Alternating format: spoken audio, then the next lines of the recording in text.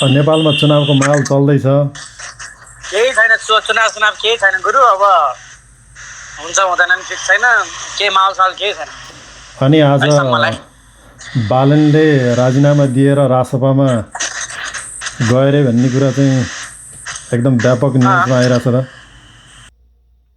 रवि, बालेन, हर्क, कुलमान घिसिङ मध्ये कुन चाहिँ ठिक लाग्छ तपाईँको विचारमा? मलाई त कोही पनि ठिक लाग्दैन हौ। चारवटा मध्ये छान्नु पर्यो भने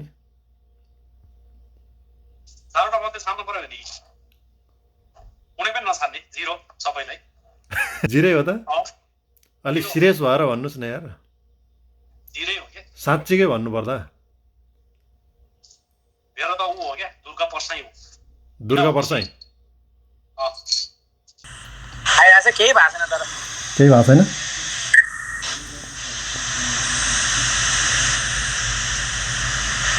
चुनाव होस् होइन, हजुर, चुनाव होस्, बालेन जितोस्, अनि बल्ल के हुन्छ?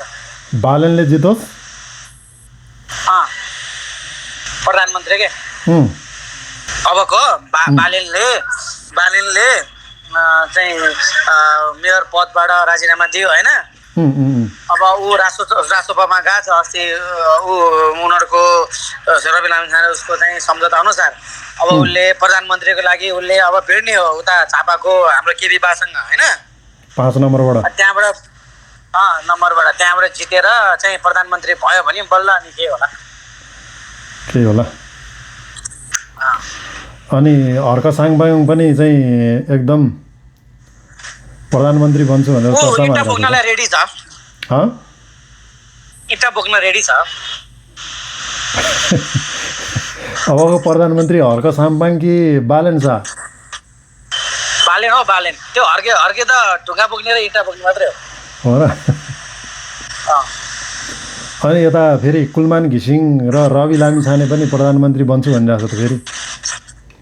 त्यो चाहिँ थाहा भएन। कुलमान चाहिँ बहुत ठिक छ।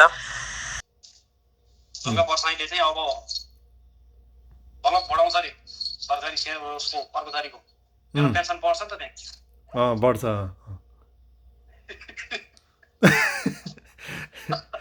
अनि त्यो त व्यक्तिगत स्वार्थ जस्तो मात्रै भयो त सर। यो संसारै व्यक्तिगत स्वार्थमै चलेको छ त के गर्नु। हेर्दै होइन कि आफ्नो लागि पहिला आफ्नो पेट पूजा गर्ने अनि अरूलाई सोध्ने। तिमी खायौ, भोकै छौ कि खायौ, अरू सोध्ने। पहिला आफू अगाउने हो कि।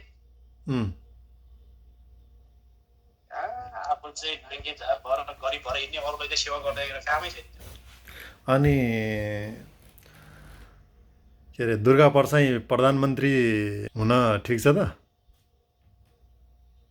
लागेको मान्छे हो? प्रधानमन्त्री हो भने